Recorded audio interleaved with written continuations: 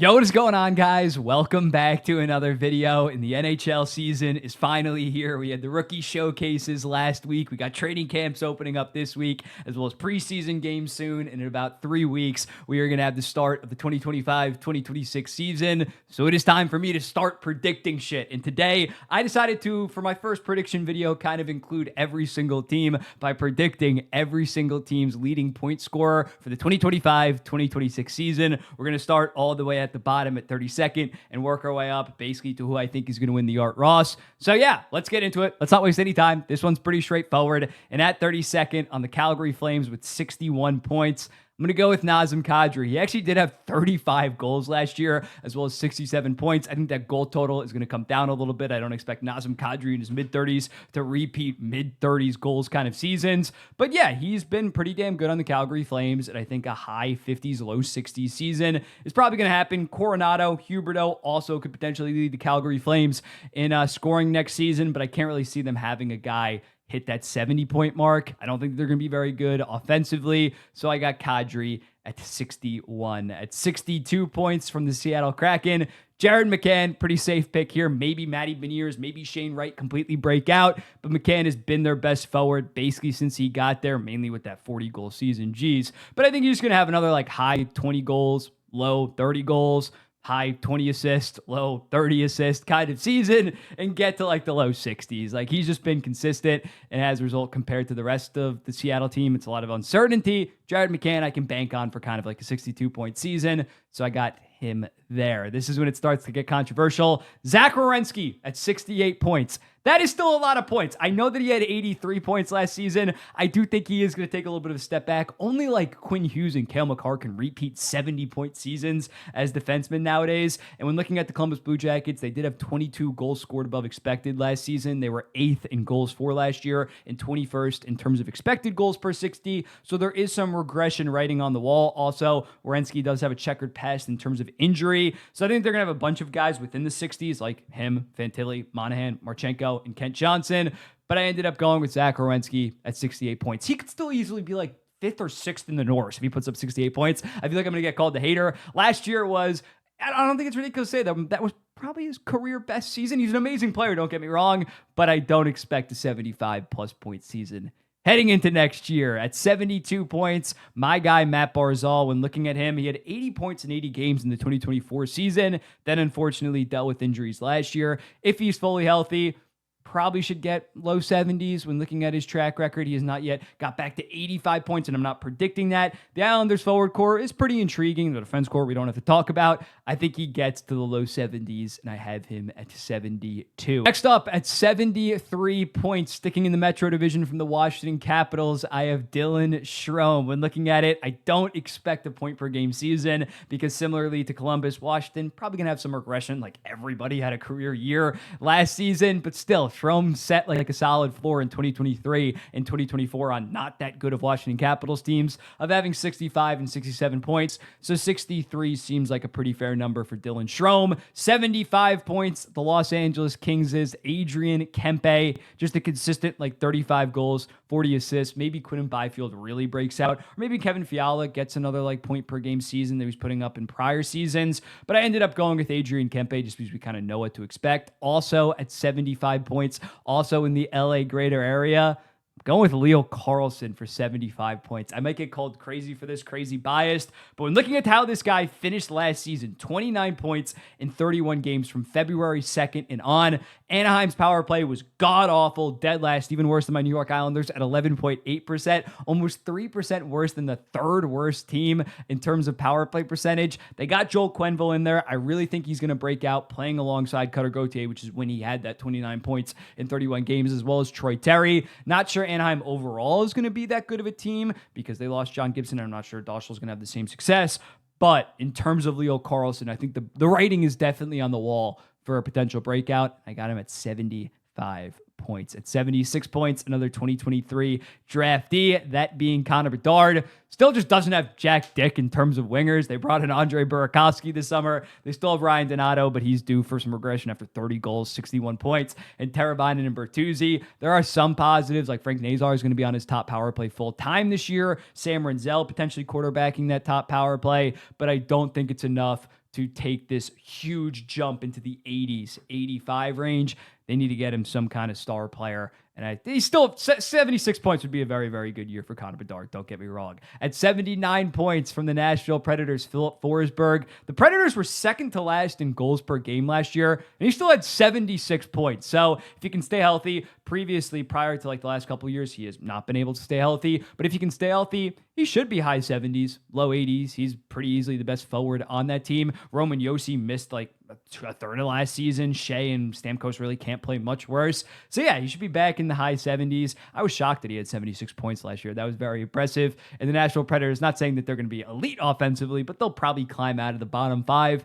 In terms of goals per game, getting into the 80-point mark at 80 points, I got Matvei Michkov, 63 points in 80 games in a John Tortorella system. I think he's going to be much better under Rick Tocchet and get more of an opportunity. Doesn't have a legit number one center in Sean Couturier, but he's slated right now to play alongside Travis Konechny. And yeah, those two are probably going to be damn fun. And Michkov, there was like a 27-game stretch where the dude played like 11 minutes a night. That ain't going to happen this season. He's going to be fully unleashed, and I have him at 80 points. At 82 points, Macklin Celebrini, 74-point pace in his rookie year. Just missed those 12 games at the start of the year. And when looking at it, Eklund and Toffoli alongside Celebrini make for a pretty good top line. I'm not going to say it's like a top 10 line in the NHL, but it's compared to the rest of the San Jose Sharks, where there's a lot of negatives. Like that is going to be one of the best things going for them this season. So I think he gets to the point per game mark when looking at how good he was last year and the young guys, Will Smith, Eklund as well on that power play. I think he gets to 82. At 83, Sidney Crosby, another point per game season. Unless Rust and Raquel get traded, he's probably going to go for around a point per game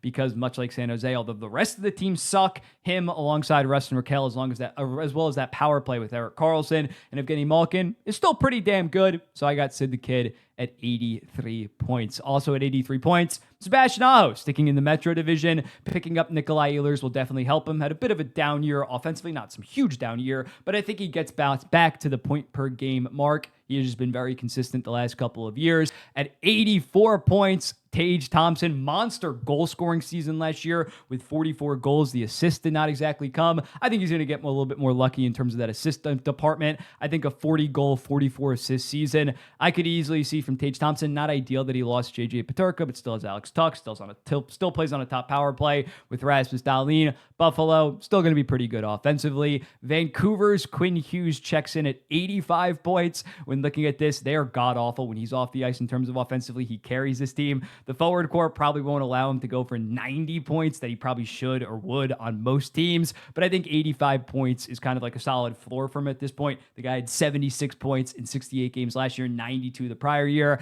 I don't expect Vancouver to really be an offensive wagon, so as a result, I'm just going with 85 points. At 86 points, the Detroit Red Wings, Lucas Raymond, 72 points, then up to 80 points last season. Why not another 5 to 7 point jump this year for one of the most intriguing young playmakers in the NHL at 87 points? Alexander Barkov, if he can stay healthy, he'll probably put up like just over a point per game, get to like 87 points. I think Florida's mostly going to cruise through the regular season like they did last year. And as a result, I'm not expecting any like monster seasons from a Sam Reinhart, from an Alexander Barkov.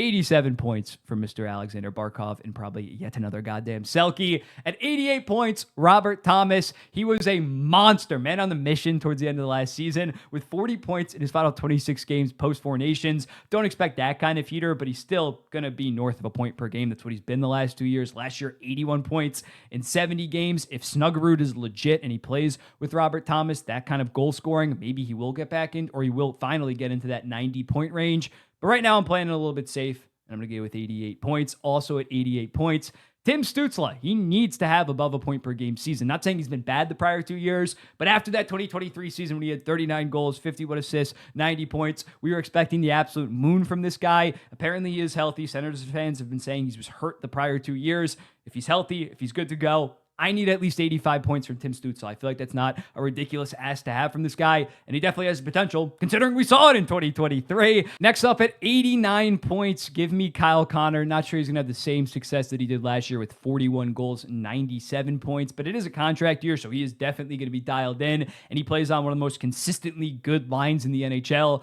that being him, Scheifele, and Velarde, so you know what to expect. He's going to be about a little bit over a point per game, but not sure he completely carries, because I'm not sure Winnipeg's going to be a President's Trophy winning team next season. Into the 90s, 92 points. Nick Suzuki, 89 points. Last year, much like Robert Thomas, a lot of it came down the stretch when they were making their playoff push post-Four Nations. But when looking at this guy, he's going to be adding Ivan Demidov potentially to that top power play, have another offensive defenseman, a useful offensive defenseman in Noah Dobson compared to whoever the hell they had out there last year. There's going to be more offensive firepower for Nick Suzuki. So as a result, I have him going from 89 points to 92 points. At 95 points, Jack Hughes, I feel like I got to pencil in a 5 to 7 game injury, hopefully not another 20 game injury like he's had the prior 2 years. But yeah, if he's fully healthy, easily should go for 100 points, 105 points alongside Jesper Bratt.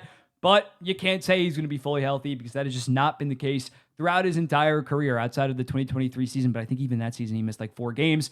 Jack Hughes, please stay healthy for the love of God. At 96 points, I have Clayton Keller of the Utah Mammoth. When looking at it right now, he's slated to play alongside Logan Cooley and Dylan Guenther. If that is the case, that is going to be one of the most dynamic offensive lines in all of hockey. You have the elite sniper in Dylan Guenther, you have the playmaker in Cooley, and you have the guy that can do both in Clayton Keller. And Clayton Keller the last couple of years has been around the 90-ish point pace kind of guy. So when looking at this, as Utah hopefully takes another step, and they also bring in a guy like JJ Peterka, I think Keller's going to have a really big year, and as a result, I have him all the way up at 96 points. I'd say Logan Cooley's going to go for 77. Dylan Guenther's going to go for 42 goals.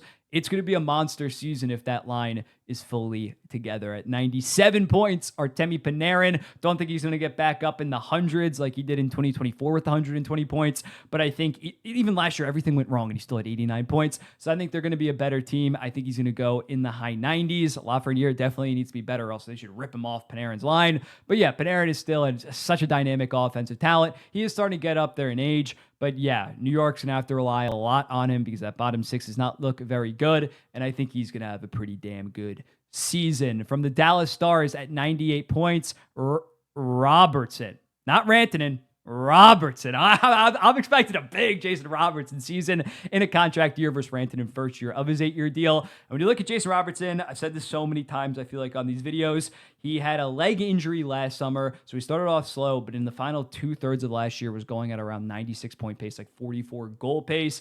That's the Jason Robertson that I'm expecting this year in a contract year. After trade negotiations, he's going to earn himself an 8x11 or something like that if he plays with Mikko Rantanen and Roope Hintz at even strength. And then on the power play, you add Wyatt Johnston and Thomas Harley into that. That is brewing for another monster season, and we've seen him do it. He's had a 109-point season, including 46 goals. So although the last 2 years it's only been right on point per game, I think he's due for a massive, massive season with the opportunity in front of him and the motivation that he has to get a new contract. Robertson is going to absolutely pop off. At 99 points, David Pastrnak, he's going to play with Morgan Geekie and Elias Lindholm and somehow get to nearly 100 points. Last year started off pretty slow with only 38 points in 40 games, then 68 points in his final 42 games played. I'm taking off some points. He had 106 last year. I don't think Morgan Geekie's going to be in the 30s in terms of goals, but he's still going to have an absolutely monster season and make the Boston Bruins offense somewhat competent. That's just what David Pastrnak has done the last 2 to 3 years. At 100 points, Jack Eichel, last year, 94 points in 77 games, which is right on a 100-point pace. If he can stay healthy, and even if he misses 2 to 3 games, getting a guy like Mitch Marner on your top line as well as your power play probably should get Jack Eichel potentially to his first 100-point season. And in my opinion, I think he's 35-1. Pretty solid dark horse heart pick. Not saying he's going to win the Art Ross, but if Vegas yet again runs away with the division and he has a monster season and is in Selke talks, I could easily see Jack Eichel potentially in some heart discussions. Kirill Kaprizov at 101 points. Similarly to Jack Eichel, you got to just account for a 5 to 7 game injury at this point, because he's just been so hurt. He's missed 21 games per year the last 3 years. So when he's healthy, yeah, he could go for 115, 116, 50 of those being goals. But yeah, I bet heavy on him last year in terms of he was my runner-up for the Hart Trophy behind Connor McDavid.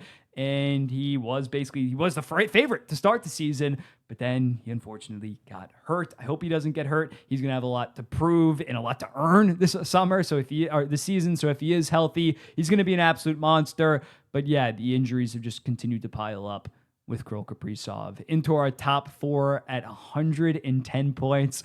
Austin Matthews. Yes, he's losing Mitch Marner. You should say that he shouldn't be dominating like I'm expecting, but I think that's going to provide some motivation, and he's going to be relied on to be an amazing player to get the Toronto Maple Leafs, even within a divisional spot. It's going to be a battle in the Atlantic. The Ottawa Senators and Montreal Canadiens are only getting better, so he's going to have a lot on his plate. He's 100% healthy, and we've seen him between 2020 and 2022, as well as 2024, when he's healthy, just how special he can be. And in that 2022 season, if you think 110 points is too much for Matthews, in the 2022 season, he had 60 goals and 106 points and only played 73 games in that season. So he potentially could go for 110, 115 points, and he's going to be relied on compared to prior seasons where he could maybe coast a little bit. Mitch could get his 100 points. Nylander could ball out.